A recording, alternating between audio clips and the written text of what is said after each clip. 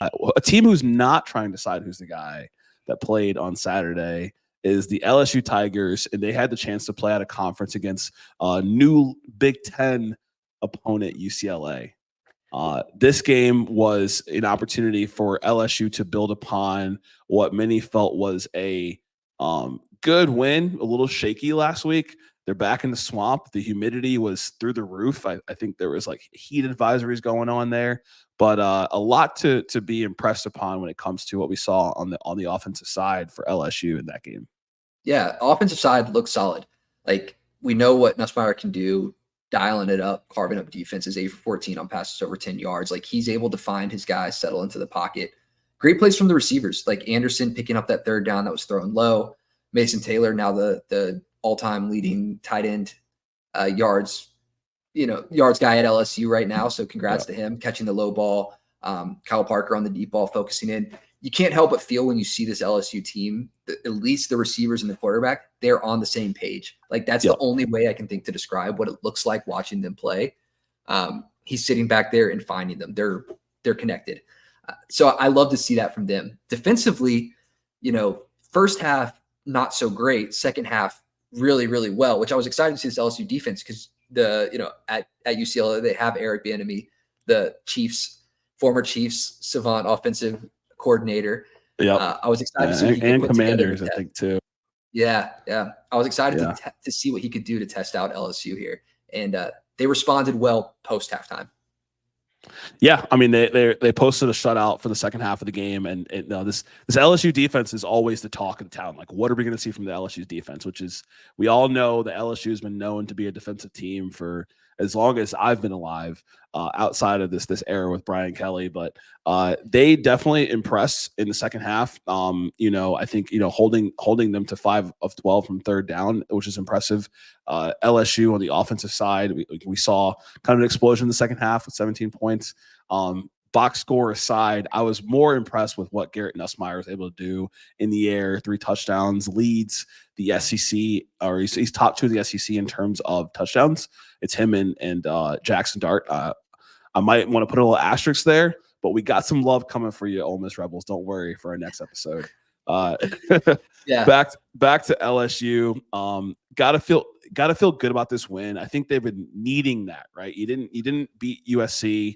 Nicholls State is, you understand what Nicholls is, and the game against South Carolina was uncomfortable, to say the least. So this was a comfortable win. You win at home.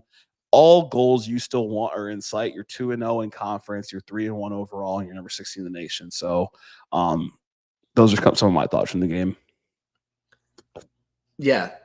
LSU defensively looks good. The thing that we were talking about going into this game was they need to put pressure on this UCLA quarterback because he's susceptible to that pressure. They pressured him 20 times on the game. He was on the ground constantly. Like, they're going to have to throw his jersey away, get him a new one. You can't wash it. It's done. I mean, you sacked 6 times, fumbled twice. Garbers is putting his jersey in the garbage. Yeah. No, I mean, he was getting smoked back there. And the one pass he had to Logan Loya there where he was getting rocked. Like, I stood up. I was like, oh, because he got like speared right as soon as he threw it and connected. Yeah. LSU defense, you did everything you could there to stop that play. But defensively, they're getting to the quarterback, which is great. They let up a lot of explosive plays. 8 plays of 15 yards or more from this UCLA offense, which right now this UCLA team isn't, best in the country right now. Like, you don't want to be giving up big plays like that. But they're getting turnovers, getting to the quarterback. The DBs, I think, are still the question. Like, we said this about a bunch of teams, but the defensive backs are still the question, letting up those big plays. Ashton Stamps, Major Burns, getting shredded a little bit out there early in the game. They turned it around in the second half. So defensively, there's going to be some adjustments. Harold Perkins now out for the year with a torn ACL. Mm-hmm.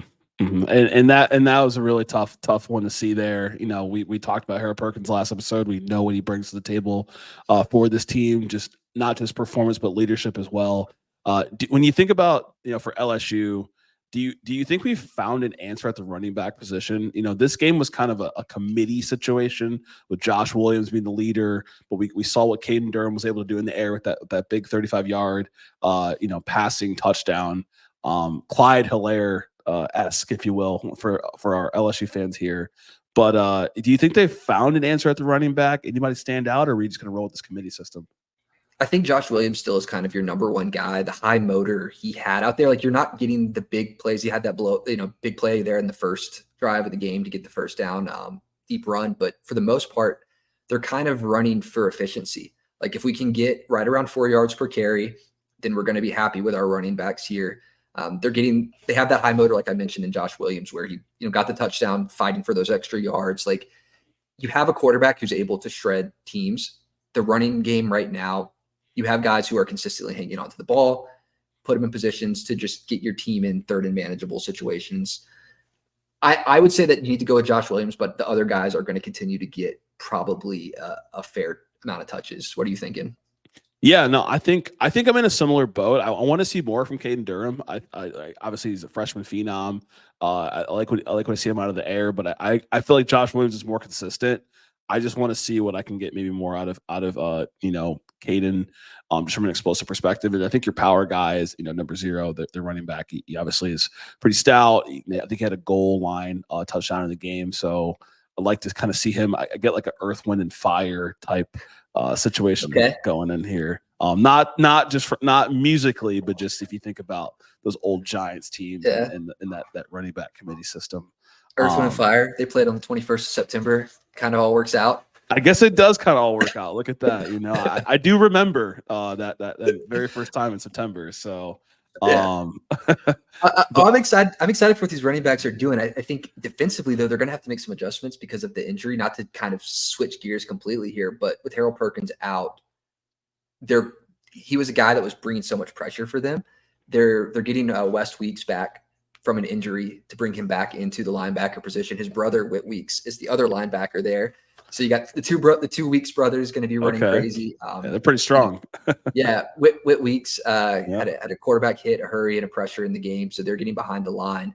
But I don't think that they're going to be able to get the same level of quarterback pressure that they had without that dangerous threat like Harold Perkins. Braden Swinson was doing it, but when you have 2 different guys, 3 different guys just bringing that blitz in different ways, it's a little bit more dangerous and deceptive. I definitely agree with you, and especially from what we see with the Weeks brothers there, and their defense overall just again showed some improvement here. The question that you and I both left asking was, number one, will we be able to see this offense that we saw in the second half, and are we going to be able to see that offense against Ole Miss's defense coming up after the bye week? Is this offense enough to give a game to Ole Miss from what we saw in the second half of this game? And I think so. I think completely. I think the offense is firing from a passing standpoint. They're connected. They're getting guys involved in the passing game. They have a lot of dynamic playmakers. I like their offense. I think that they'll be able to do this more consistently as the season goes on. They're only getting better. Yeah, I'm right there with you. I think that they'll definitely give Ole Miss a game. I can see this offense continue to be built upon. It hasn't looked weak at all this season. I think the only game that it looked a little bit challenging was against South Carolina, and we saw it from the turnover side. But overall, they've looked very impressive. And so we'll see what LSU has to bring to the table. They're kind of floating in that 7 to 9 range right now in the conference. It's a good spot to be in. I think Oklahoma's stock has gone down a little bit, but I think LSU's has gone up. And for UCLA, they'll have to continue to move on to conference play. So we'll see what we get from them. Much improved performance compared to Indiana, who they played last week. Yeah, and they have Oregon next. They're going to be at home against Oregon, so that's going to be a tough test for them. Defensively, on the offensive side of the ball, they should be able to put up some points there. The way they looked in the first half against LSU, getting 198 yards, 17 points there. LSU just had the game plan at halftime to come out and shut that down.